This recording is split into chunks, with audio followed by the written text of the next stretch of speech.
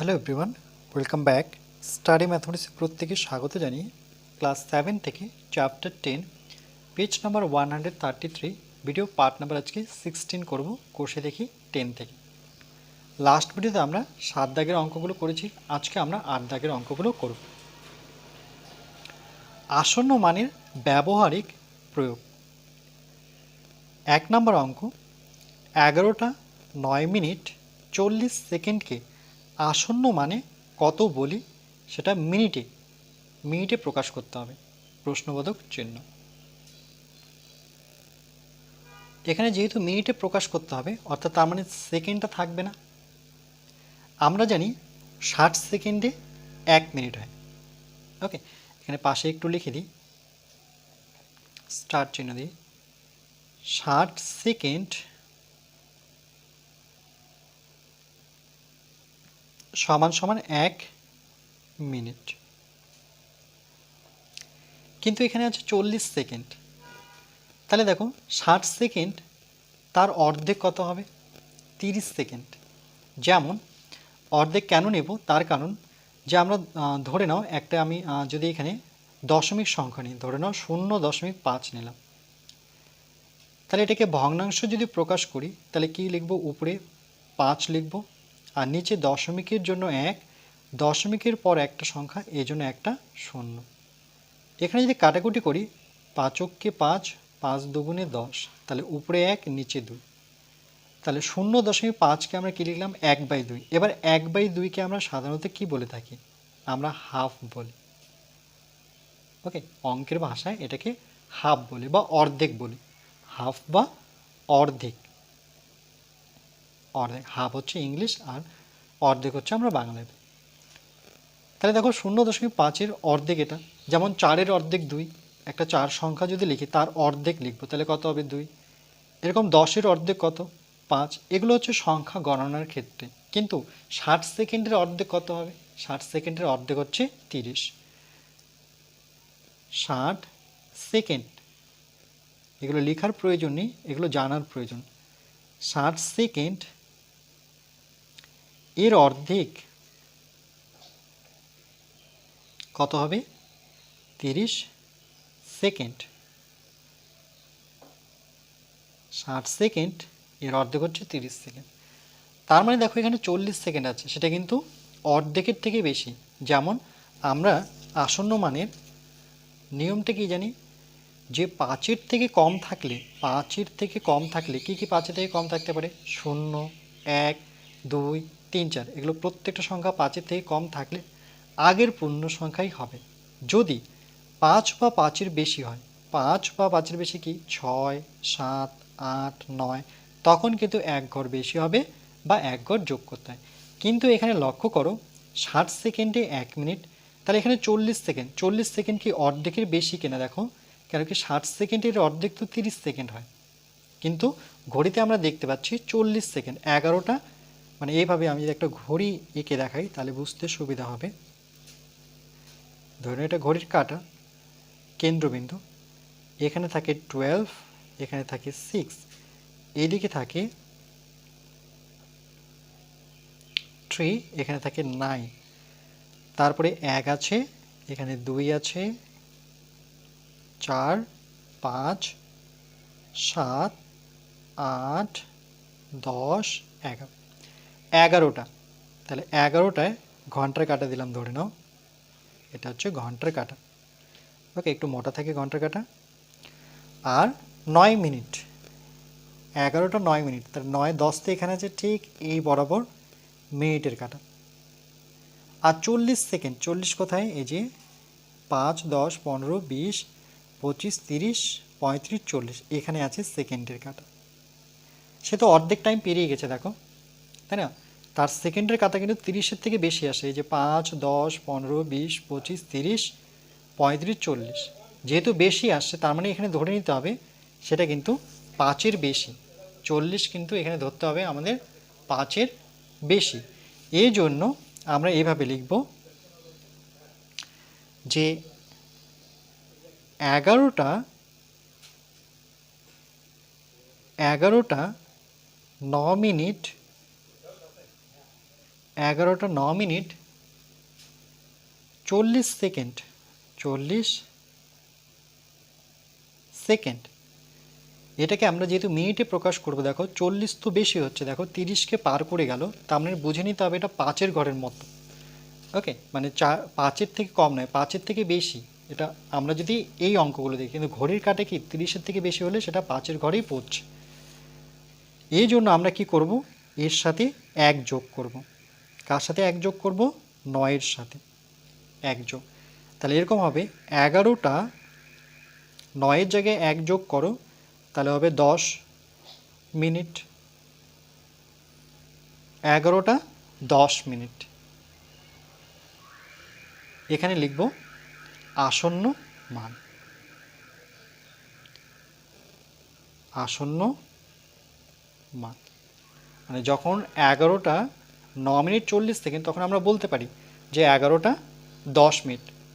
11টা 10 minute, 1 minute বাড়িয়ে দিলাম, কেন? সেটা অর্ধেক সেকেন্ড পার হয়ে গেছে। 30 সেকেন্ড যদি হতো তাহলে কিন্তু আমরা আবার এটা 9 মিনিটই ধরতাম। যেহেতু 40, দেখো 5 10 মিনিট 10 সেকেন্ড সে বেশি আসছে, ঘুরেছে, এই জন্য আমরা এটা 5-এর মতো হিসেবটা ভাববো। তখন বলবো 11টা, এখানে 1 যোগ করব, 11টা 10 মিনিট বলবো। বুঝেছ নিশ্চয়ই?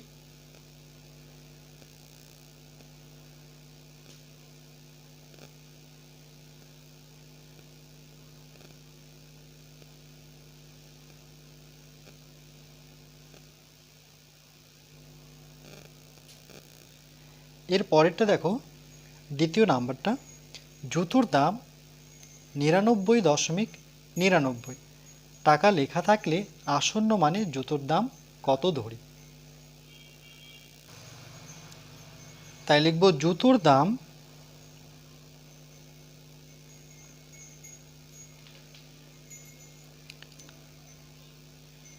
99.99 টাকা। দোকানে কিন্তু আমরা গেলে এই ধরনের দাম দেখতে পাই।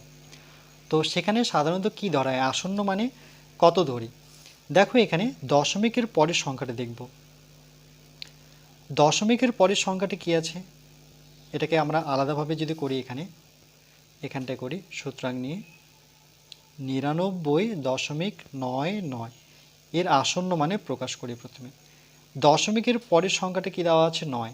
সেটা কিন্তু 5-এর থেকে, 9 কিন্তু 5-এর থেকে বেশি।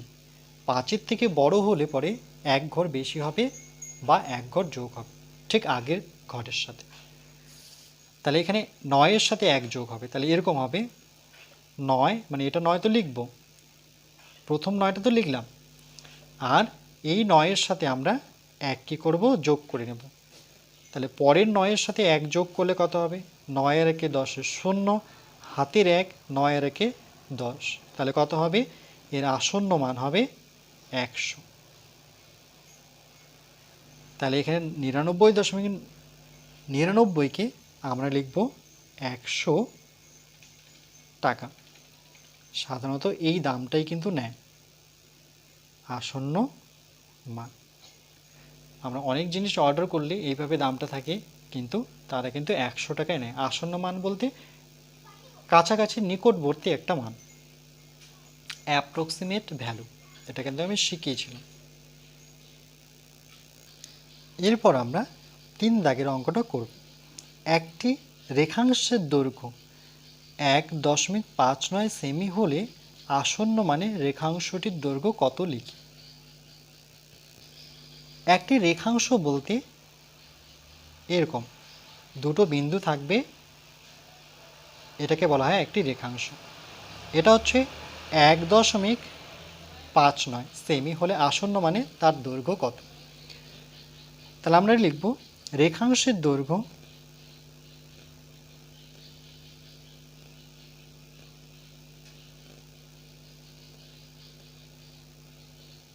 সমান সমান 1.59 সেমি সেন্টিমিটার। তাহলে এর আসন্ন মান আমরা যদি বের করি, তাহলে এখানটায় বের করতে পারি 1.59 এর আসন্ন মান। তাহলে দেখো এই 9 শেষ যে সংখ্যাটা দেখতে পাচ্ছি সেটা কিন্তু 5-এর থেকে বড়। তাহলে 5-এর থেকে বড় হলে কি হবে? 9 5-এর থেকে যেহেতু বড়, তাহলে 1 ঘর যোগ করতে হবে। তাহলে কার সাথে যোগ করব? এই 5-এর সাথে আমরা 1 যোগ করে নেব। তাহলে 1.6 হবে এর আসন্ন মান। তাহলে এখানে বসাবো 1.6 সেমি।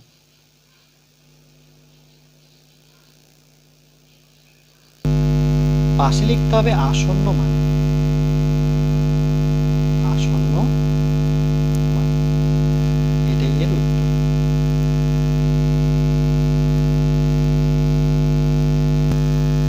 এরপরে দেখো 4 দাগের অঙ্কটা। মুদির দোকানে বস্তু কিনতে গিয়ে ওজন মাপার মেশিনে দেখলাম 102 গ্রাম।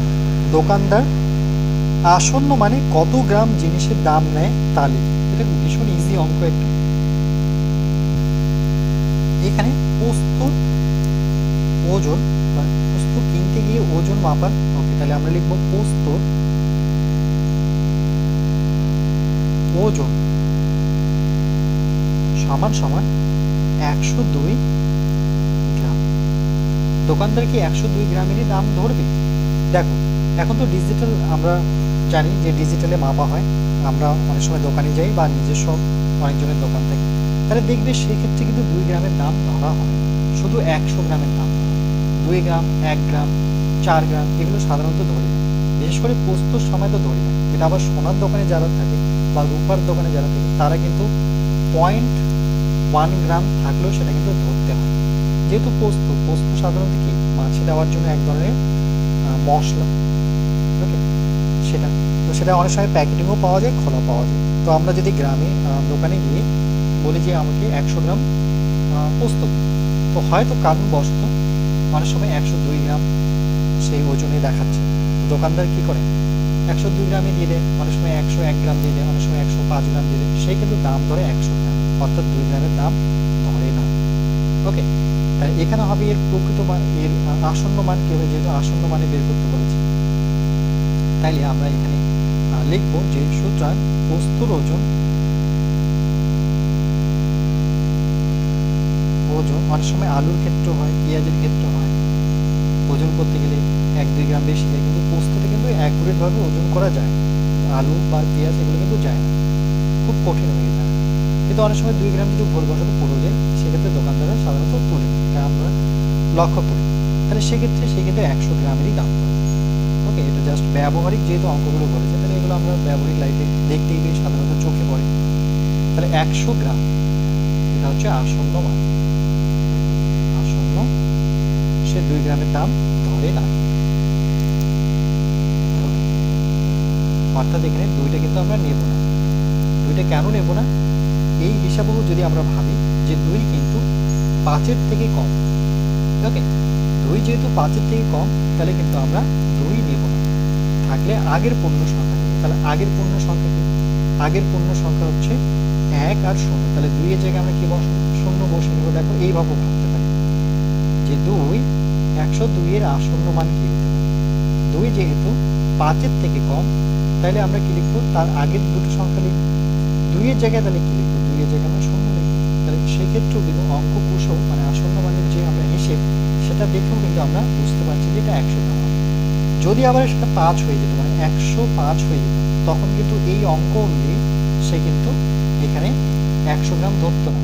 ওকে, সেক্ষেত্রে কি হতো? এর 0 সাথে 1 যোগ হয়ে যেত, এখানে 1 যোগ হয়ে যেত তখন।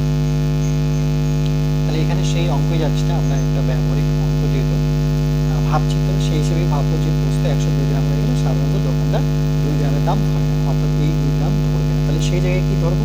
সেই জায়গায় এটাকে 100 গ্রামই ধরবো, অর্থাৎ 0ই ধরবো। ক্লিয়ার হয়েছে নিশ্চয়ই?